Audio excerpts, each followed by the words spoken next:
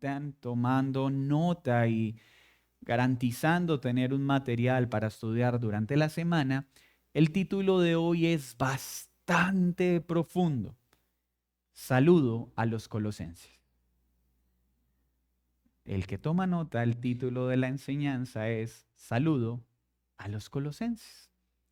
Y está basado en esta porción, capítulo 1, versículo 1 al 2. Pablo, apóstol de Jesucristo por la voluntad de Dios, y el hermano Timoteo, a los santos y fieles hermanos en Cristo que están en Colosas. Gracia y paz sean a vosotros, de Dios nuestro Padre y del Señor Jesucristo. Señor, he aquí tu pueblo que se reúne en torno a tu nombre y en torno a tu palabra. Un pueblo que reconoce su pecado, pues nos presentamos como pecadores ante un Dios santo, santo, santo. Pero nos presentamos como pecadores que descansamos en la perfección y en la suficiencia de Cristo. Hoy te pedimos en el nombre de Jesús, el Cordero inmolado para lavarnos y limpiarnos, que hables a nuestro corazón, que hoy nuestra identidad como santos y fieles sea fortalecida. La convicción de la autoridad de tu preciosa palabra sea afirmada en nuestros corazones y el recordar las provisiones de tu bendición traigan consuelo y certeza en nuestro peregrinaje. Concédeme, Señor, predicar fielmente tu palabra para bien de este pueblo. En Cristo Jesús. Amén y amén.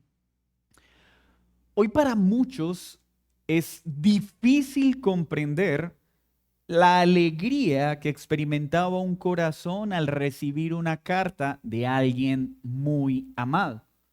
Para estas generaciones, y creo que para la mayoría de los presentes que parecen a la distancia ser demasiado jóvenes, la palabra carta difícilmente llegó a ser un medio de comunicación. Las nuevas dinámicas de comunicación en nuestra cultura es instantánea. Si quiero decirle a alguien que amo, que está a más de 20, 30 horas de distancia, requiero unos cuantos segundos para tomar mi celular, mi computador y enviar un mensaje por alguna de las opciones de comunicación que hoy existen. Pero para tiempos anteriores, una carta no solo era algo costoso, sino algo que tomaba mucho tiempo en llegar a los destinatarios. Esto hacía entonces que cada vez que llegara una carta de alguien amado, esto se convirtiera en un motivo de enorme alegría. Las cartas de Pablo eran de muy alta estima para la iglesia de Cristo, no solo por su sabiduría y por la instrucción, sino por la certeza de saber que esas cartas, más que ser las palabras de un hombre, eran las palabras de Dios. Chicos, para tratar de ilustrar un poco esto en sus mentes, imagínense abrir su correo electrónico y encontrar un mensaje que dice mensaje urgente de parte del Dios Todopoderoso. Y abrir ese correo o responder mi WhatsApp y ver que Dios me está escribiendo. Para ellos no eran palabras de un hombre, era la palabra de Dios. Y cuando llegaban estas cartas, entonces la iglesia se reunía, padres e hijos, adultos y niños, a escuchar las palabras de Dios.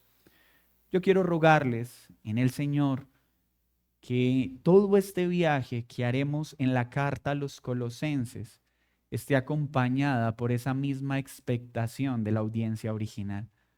Vamos a escuchar la palabra de Dios en una carta comunicada a través de un apóstol. Aprendimos el domingo pasado en la introducción que esta carta tiene como propósito recordarnos algo. Cristo es suficiente. Cristo es preeminente. Que si no tengo nada, pero tengo a Cristo, lo tengo todo. Pero si tengo todo y no tengo a Cristo, no tengo nada. Las cartas de Pablo tenían una forma muy importante de escribirse y particularmente sus saludos estaban cargados de aspectos teológicos relevantes, no solo para su audiencia original, sino hoy para nosotros. Este saludo nos va a recordar entonces que la identidad y la vocación de la iglesia están arraigados en la unión a Cristo, bajo la autoridad apostólica, bendecida con la gracia y paz que solo Dios otorga. La estructura de nuestro saludo tiene 3 puntos a analizar. El primero, ¿qué vamos a ver en este saludo? Autoridad apostólica del escritor o de la carta. Autoridad apostólica del escritor o de la carta. Segundo, la identidad santa del receptor. Y tercero, la provisión de Dios al receptor. Autoridad, identidad y provisión. Pablo inicia colocándole un sello a este documento, mostrando la autoridad apostólica de la carta. Y cuando decimos autoridad apostólica, la certeza, la garantía de que aquello que la audiencia iba a escuchar no era la opinión de un hombre, eran las palabras mismas de Dios. Aunque Pablo, comisionado por Dios, no era del mundo, en sus cartas respetaba ciertos estándares propios de los procesos de comunicación. Al elaborar una carta había un emisor, un receptor, un contenido y asimismo se enviaba. Es lo que Pablo está haciendo en esta carta, respetando las modas o el modelo literario. Se comunica con su iglesia, dejando claro quién escribe y a quién escribe.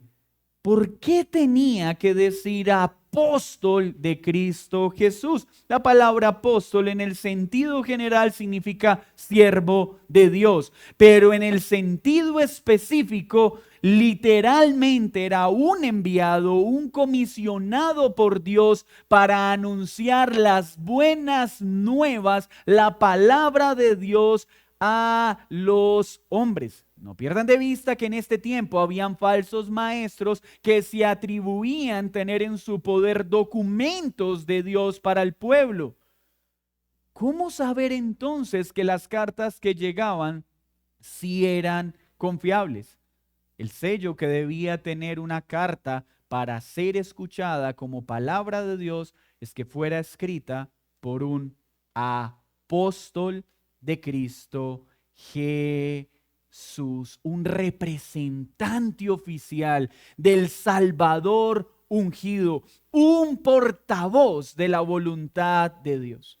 Y en esta sola frase lo que Pablo está diciendo es que su nombramiento, su autoridad procede de Cristo, no de él, ni siquiera de sus credenciales, ni siquiera de sus características. Lo que él está diciendo es: iglesia, escúchenme, porque yo soy un emisario del Dios vivo y verdadero. Escúchenme no porque yo merezca en sí mismo ser oído, sino porque las palabras que les comunico son de nuestro precioso Salvador. Fue Cristo quien comisionó a Pablo para hablar a la iglesia.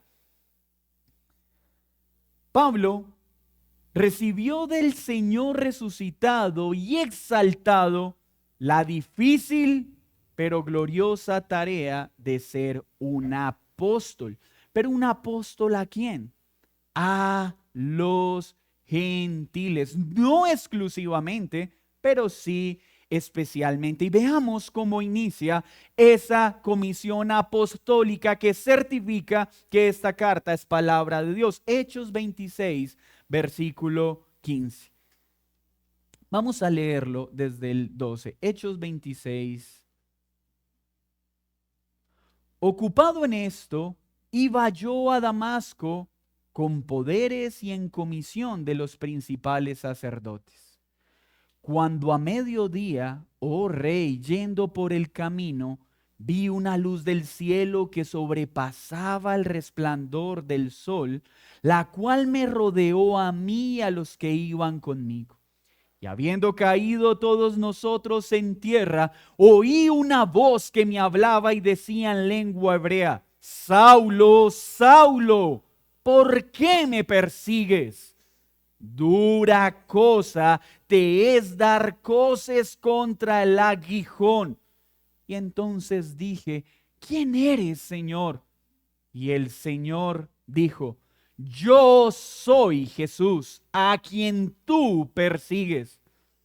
Pero levántate y ponte sobre tus pies, porque para esto he aparecido a ti, para ponerte por ministro, por apóstol y testigo de las cosas que has visto y de aquellas en que me apareceré a ti, librándote de tu pueblo y de los gentiles, a quienes ahora te envío, enviado, comisionado, para que abra sus ojos, para que se conviertan de las tinieblas a la luz, de la potestad de Satanás a Dios, para que reciban por la fe que es en mí perdón de pecados y herencia entre los santificados.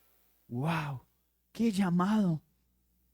¿Notan entonces cuál era la alegría de la iglesia al recibir una carta de Pablo? Pues ellos sabían que eran palabras de Dios para que los que estaban en las tinieblas fueran trasladados a la luz, para que los que estaban bajo la potestad de Satanás ahora estuvieran bajo el dominio y señorío de Dios, para que por la fe los que escuchaban estas cartas recibieran el perdón de sus pecados y la herencia que habían para los santificados.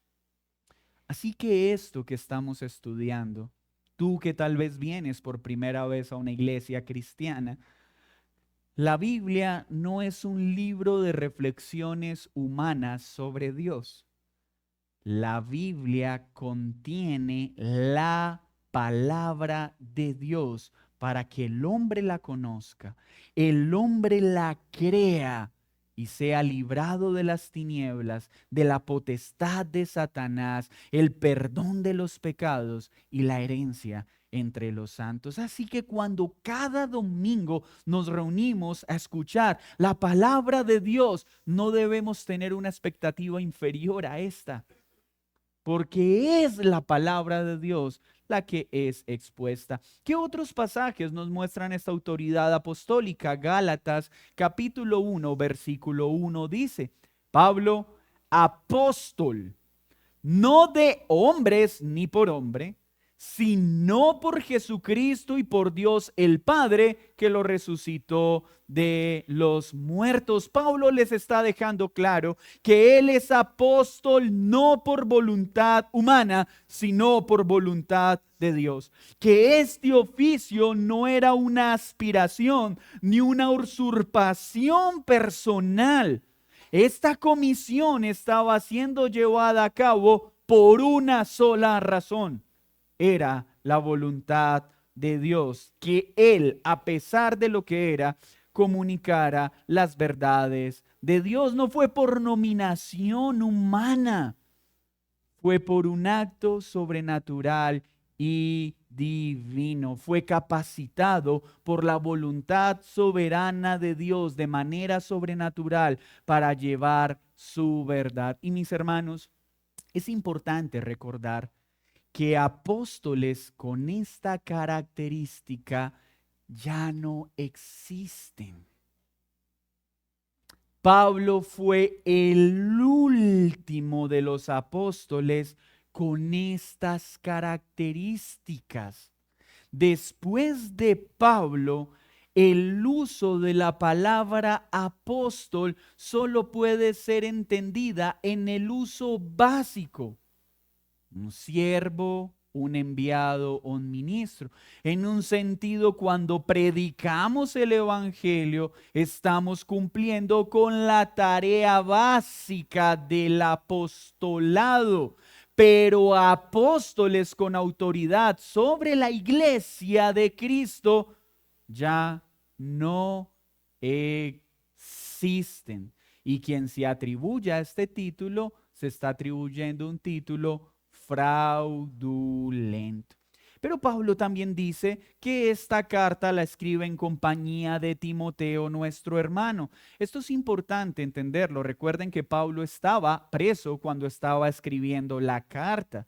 Y lo que Pablo le está comunicando a la iglesia es que Timoteo está acompañándolo en ese momento difícil de su ministerio cuando él está escribiendo la carta. No es que Timoteo tenga autoridad en la autoría, valga la redundancia, de la carta, sino que Pablo lo que está reconociendo es su presencia en este difícil momento que se encuentra preso por causa de Cristo y quiere que sepan que Timoteo les envía saludo.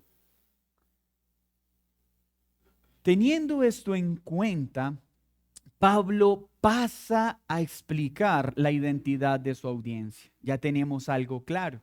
Esto es palabra de Dios, no hay duda. No son ideas o reflexiones particulares de un ser humano.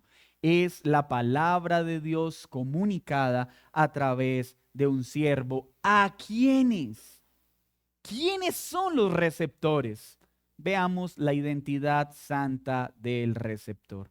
Pablo continúa escribiendo ¿a quién? A los santos y hermanos fieles en Cristo que están en Colosas. Esta carta inicialmente fue escrita para los creyentes de Colosas, pero nunca podríamos cometer el error de pensar que estas cartas ya no tienen vigencia para nosotros hoy. Estas cartas eran enviadas a un lugar específico con un propósito específico, pero luego eran compartidas a todas las iglesias porque su vigencia y su autoridad siguen y seguirán presentes para el pueblo. Pablo no pierde tiempo. Y en este saludo no solo define la identidad de su audiencia, sino que ataca inmediatamente la herejía. ¿Recuerdan dos grandes problemas con los que estaba lidiando Colosas?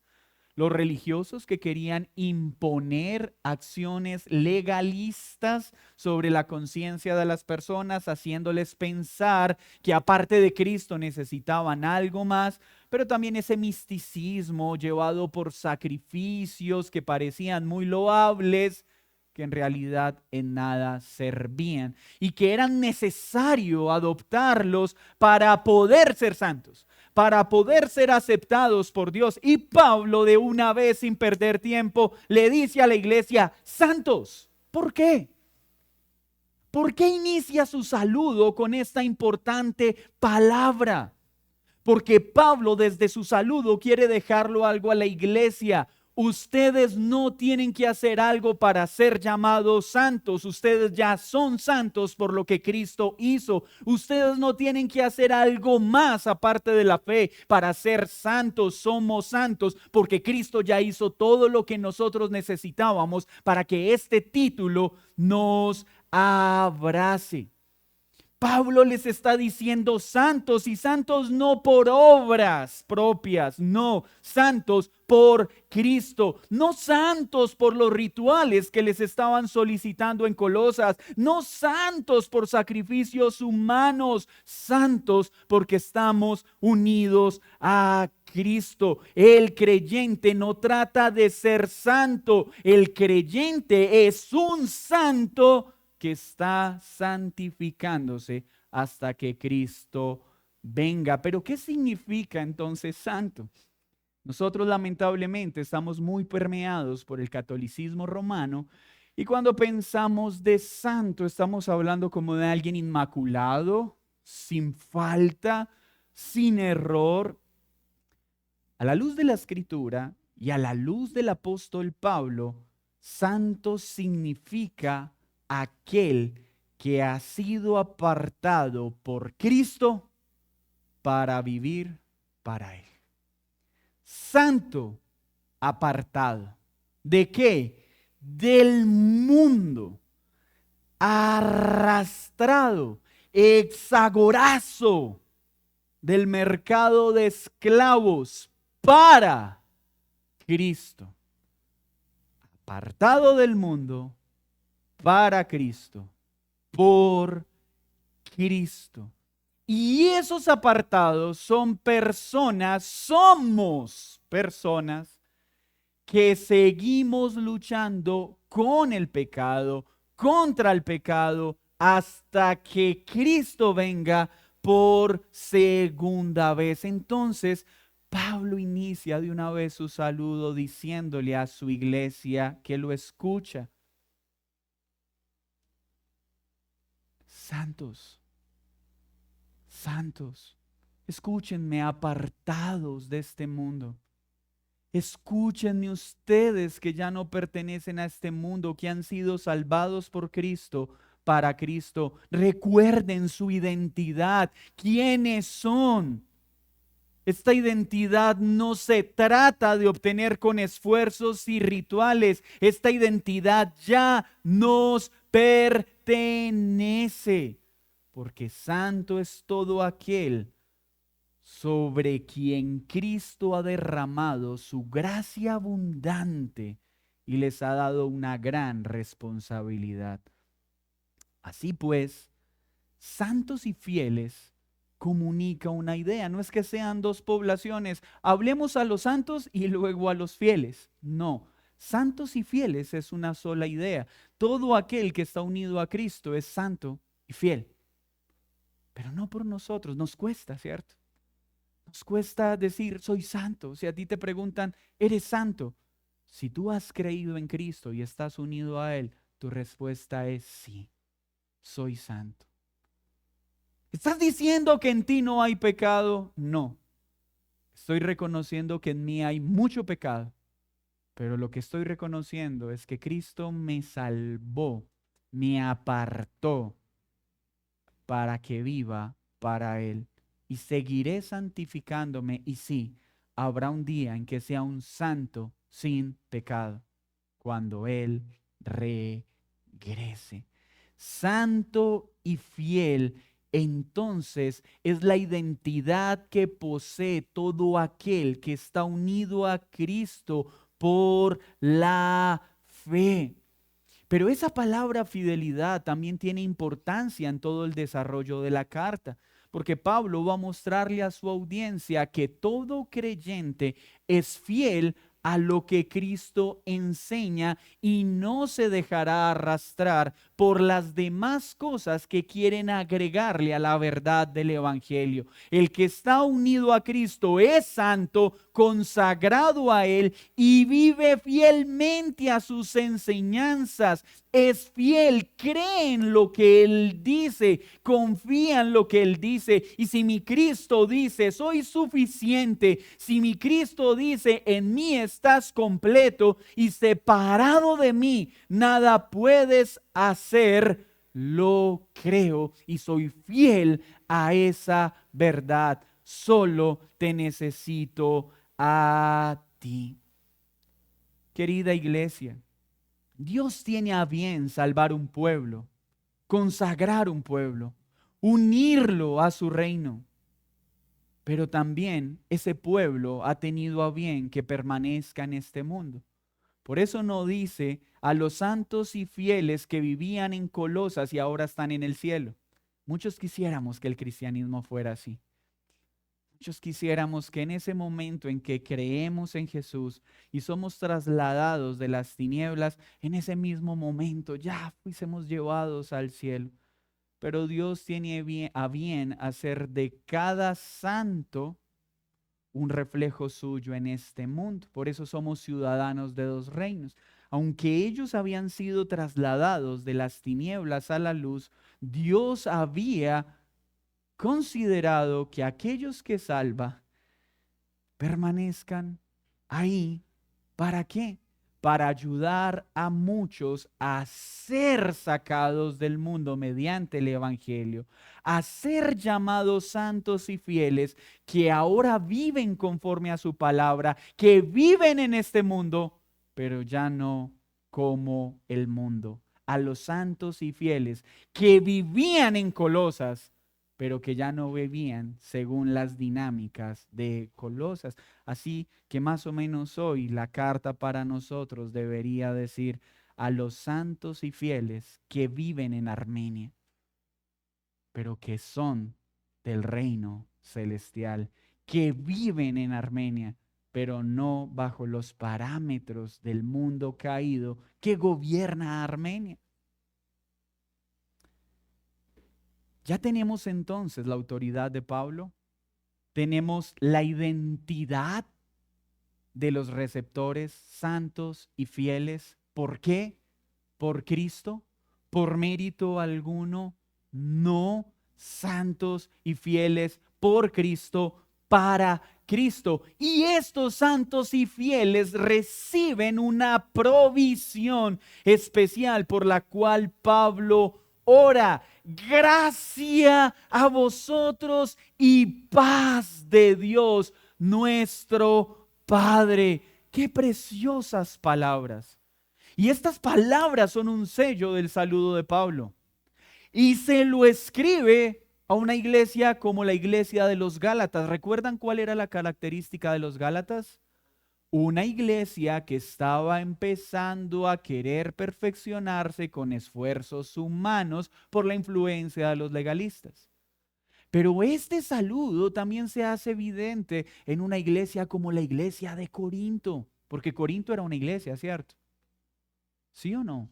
Sí, la Biblia dice que era una iglesia conformada ¿por qué? Santos y fieles.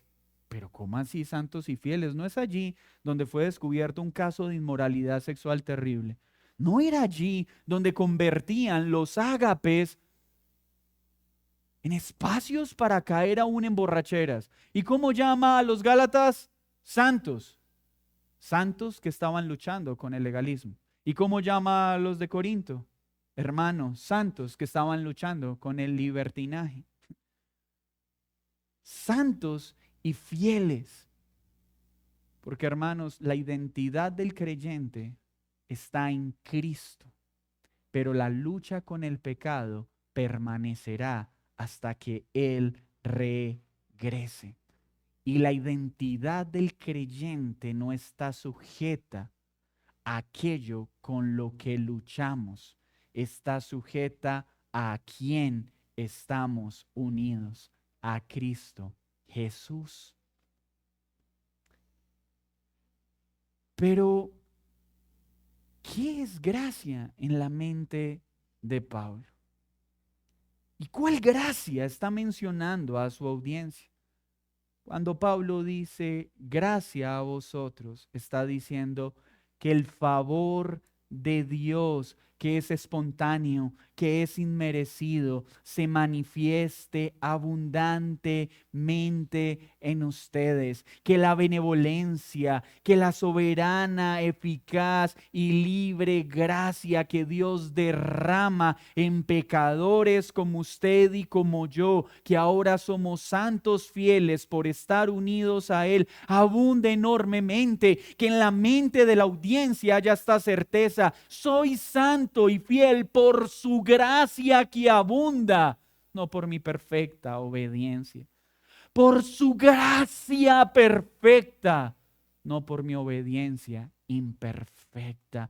Es la gracia la que Pablo quiere que desde su saludo consuma la mente de su audiencia, que puedo estar seguro que soy un santo fiel por su gracia y no por mis esfuerzos. El creyente debe entender cada palabra comunicada por Dios en la base de la gracia que nos ha sido dada. Entender dicha gracia produce algo que el apóstol menciona en el saludo: paz. Cuando yo entiendo la gracia, hallo deleite en la gracia, el resultado de esa gracia, la provisión de esa gracia es paz. Cuando yo sé que soy santo por gracia, que he sido apartado por gracia, que he sido sacado de las tinieblas por gracia en Cristo y que ahora vivo para Él en Cristo por una gracia que no merezco, mi corazón que siente: wow, gracias Dios, porque es por gracia y no por mis esfuerzos. Gracias, porque tengo certeza de que llegaré firme hasta el fin, porque tú me sacaste, no por mi capacidad de permanecer en la luz a la que me has trasladado. ¡Wow!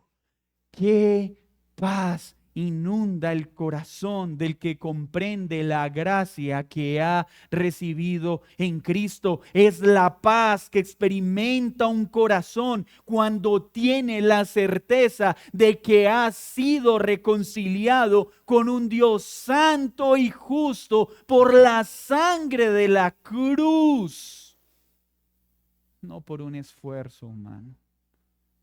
Es la paz que siento cuando miro al madero y recuerdo la perfección de su sangre siendo derramada para hacer de un vil pecador como yo un hijo, un santo.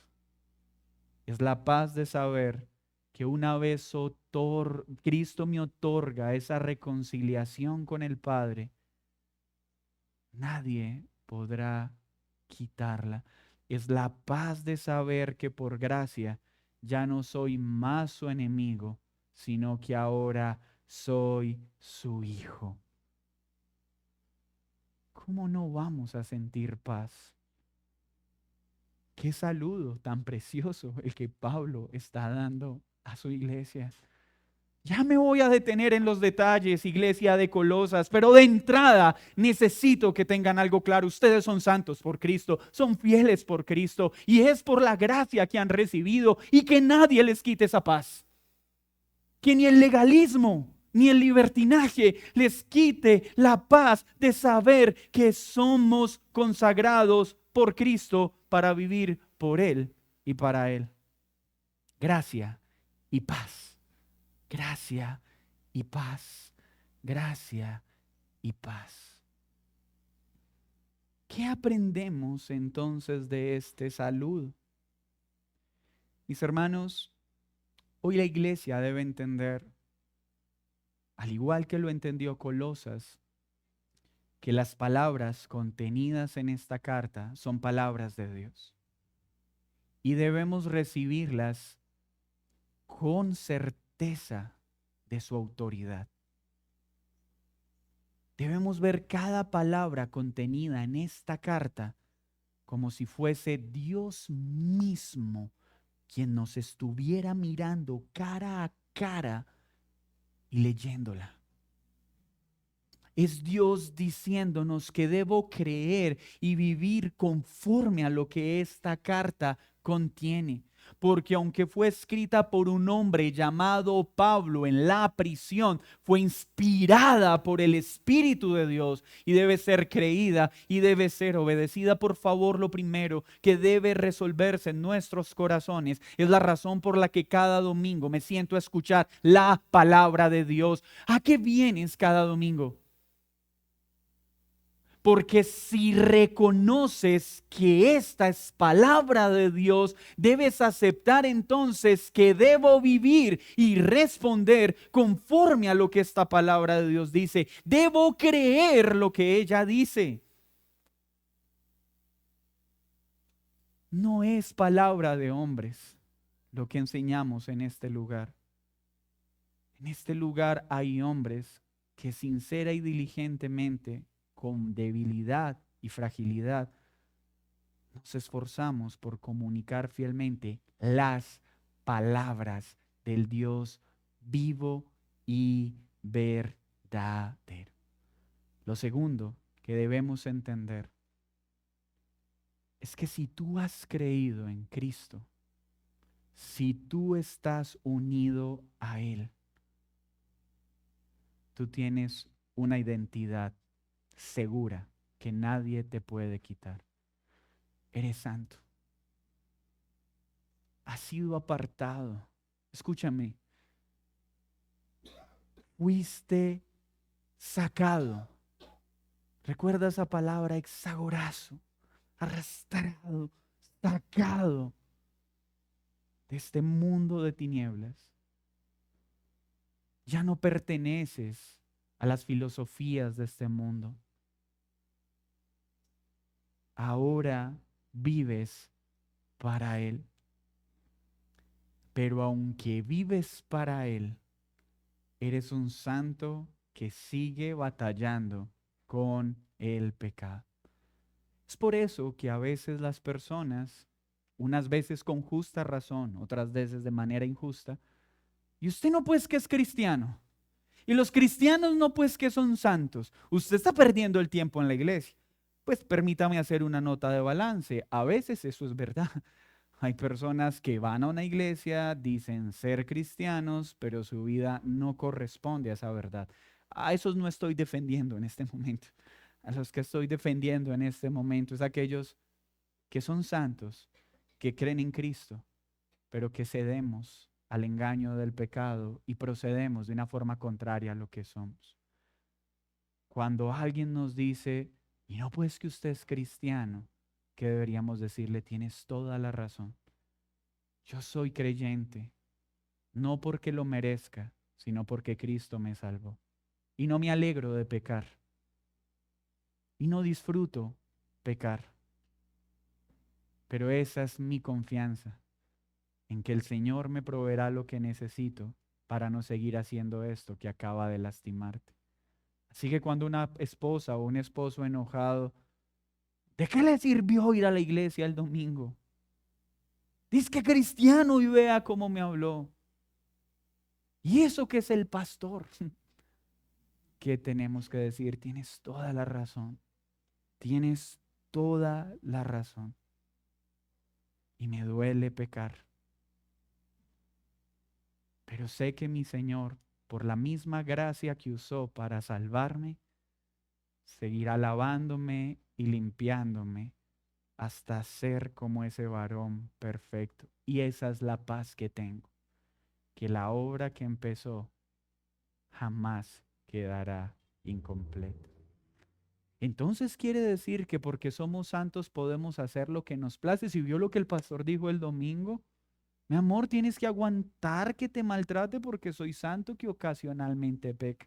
Si alguna mente ha pensado en torcer esta enseñanza, permítame quitarle ese poder que acabo de entregarle.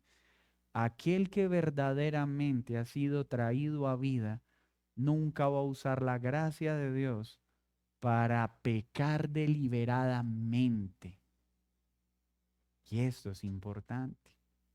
Sí, cuando ves al espejo de tus acciones, muchas veces seremos avergonzados por todo lo que nos falta a Cristo.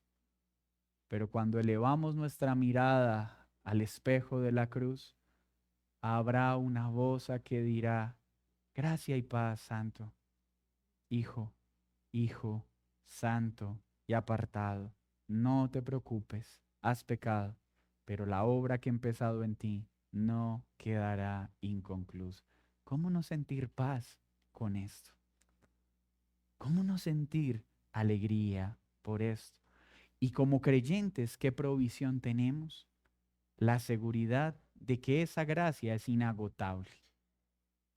La certeza de que esa paz que hemos recibido en Cristo puede ser turbada cuando dejamos de mirar a la cruz.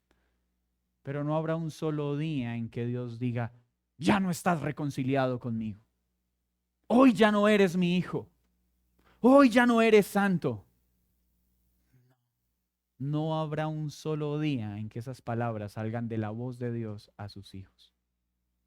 Porque una vez hechos hijos, siempre hijos. Una vez hechos santos, seguiremos avanzando hasta ser más y más como Él, no por nosotros, sino por su gracia. Pero ¿qué más nos debe enseñar entonces este saludo? Lo cuidadosos que debemos ser, hermanos, cuando nos atrevemos a poner en tela de juicio la unión de alguien con Cristo. Pues aún Pablo llamó hermanos a creyentes tan inmaduros como a los corintios. Llamó hermanos y santos a creyentes que se estaban enredando en legalismos como la iglesia de Gálatas, en Galacia, perdón, a los Gálatas. ¿Quiénes somos nosotros para arrebatarle a alguien su título de santo, de hijo, porque en algún momento de su vida pueda inclinarse a un lado o pueda inclinarse al otro? Pues ¿acaso el Señor dejó a aquellos que disciplinó en Corinto en ese estado? No. Aunque en el capítulo 3 les dijo a los Gálatas, y cito la escritura, Gálatas torpes, no los dejó ahí, los tomó y los condujo amorosamente para que volvieran a colocar su mirada en la cruz y recordaran que vivimos por gracia y no por obras. ¿Cuántas veces los santos de Armenia, los santos del Quindío, vamos a resbalar como Corinto, vamos a resbalar como Galacia? ¿Y cuál debe ser nuestra actitud? Oh Señor, que la gracia y paz con la que me tratas a mí sea la gracia y paz que abunde en mi hermano y en ese santo. Pero ¿cómo nos cuesta vivir esta realidad, cierto? Por nuestro pecado, no por falta de la provisión de Dios.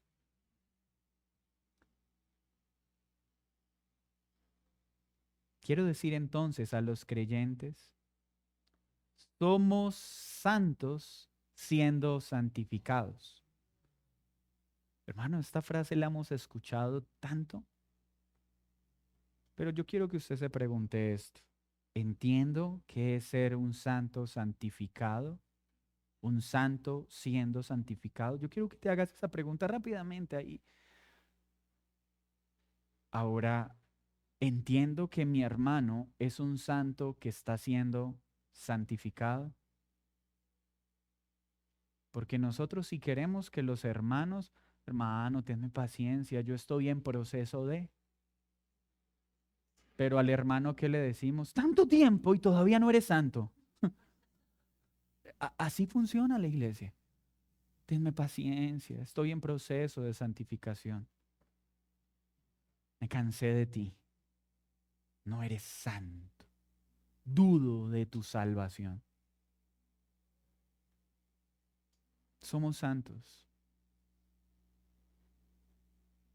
que a veces actuamos como si no lo fuéramos, pero nunca permaneceremos en ese estado, porque la obra que Él empezó no quedará inconclusa. Somos santos siendo santificados, no personas que tratan de santificarse para poder ser santos. ¿Ven la diferencia? No hago obras de santidad para que Dios un día me pueda decir, oh, ahora sí, ven aquí, santo amado. No, no, no. porque ninguna obra nos va a conceder ser santos a los ojos de Dios. Las obras de santidad solo pueden manifestarse en aquel que ha sido apartado por Cristo para vivir para Cristo. Me santifico porque soy santo. No me santifico para tratar de ser santo. Owen dijo lo siguiente: la verdadera paz en el alma de alguien solo comienza cuando la gracia de Dios se fundamenta en la unión con Cristo. Tu alma está turbada y abatida. La paz que traerá tranquilidad a tu alma brotará sin límites cuando comprendas la gracia preciosa de ser unidos a Cristo mediante la fe. Toda bendición espiritual entonces fluye del Padre por medio del Hijo y en el poder del Espíritu Santo. Un saludo trinitario de parte de Pablo para la iglesia. De parte del Padre, de parte del Hijo, con el poder del Espíritu de Dios. Pero tú que no has creído, déjame decirte algo. Tú que sigues peleando en tu mente, y préstame mucha atención, joven, adolescente, no tan joven, que se quedó en la etapa de razonar y llevar la contraria por deporte. Cuando tú te resistes a la palabra escrita, a la Biblia, no te estás resistiendo a un hombre, ni siquiera a mí como predicador, ni a Pablo como escritor. Cuando tú afirmas, eso no me parece, eso no me gusta, no estoy de acuerdo, déjame decirte algo. Es contra la palabra de Dios con quien estás peleando. No es contra un hombre. Porque este libro es la palabra de Dios. Debe ser creída y debe ser obedecida. Pero quiero decirte algo. Para que tú te puedas sujetar a esta palabra, no va a ser posible a menos de que te humilles ante Cristo y te aferres a esa gracia que no mereces. Porque lo segundo que tienes que saber es, tú no puedes agradar a Dios con tus obras. Eres un enemigo de Dios. Y la única forma para que puedas acceder a esta paz es por gracia. Porque si fuese por obras, ninguno de nosotros pudiese haberla alcanzado y tú jamás la vas a alcanzar. No hay nada que puedas hacer, no hay ningún cambio que puedas producir, porque la santificación sin el Espíritu Santo es imposible. Sí, hoy existen muchos programas, 24 horas siendo sobrio, 24 horas sin drogarme, 24 horas sin comer con impulsividad. Y sí, tapan la botella, apagan el cigarrillo, cambian sus formas de alimentarse, pero no cambian la raíz de sus corazones, un corazón que se deleita en el pecado. Ven a Cristo para que no sigas tratando de cambiar cosas en tu vida, sino que su gracia te abrace y Él cambie tu corazón, cambien tus afectos y puedas disfrutar de lo que es una vida que es trasladada de las tinieblas a la luz. Y mientras tú no seas reconciliado con Dios Padre, lo cual solo hace Cristo, quiero que sepas algo. Tú eres enemigo de Dios. Es que yo no soy tan malo, es que yo no mato, es que yo no robo, es que yo doy mercados a los necesitados, es que yo soy un buen hijo. Pregúntele a mi mamá cuál es el hijo que más la cuida de todos los que tiene, soy yo. Pregúntele a mis hijos y a mi familiar, dejé mi vida por ellos. Y eso nos salva porque al cielo no se llega por obras. al cielo se llega por la fe. Reconciliación solo a través de Cristo. Verdadera paz al alma abatida solo en Cristo, solo en Cristo, solo en Cristo. Que el Señor nos ayude a caminar en esta identidad y que hoy regresemos seguros de que somos santos, fieles por Cristo y para Cristo. Señor, muchas gracias por tu palabra. Gracias por afirmar la autoridad de tu palabra en esta mañana y recordarnos que no son pensamientos de hombres, sino la palabra de un Dios santo, santo, santo. Por recordarnos nuestra identidad, que no es fruto de nuestras obras, sino fruto de tu gracia, que al estar unidos con Cristo somos santos, hemos sido apartados. Ayúdanos a vivir conforme a esta identidad, que ya no somos del mundo, aunque habitamos en este mundo, queremos vivir para ti, no queremos perder más tiempo en esto.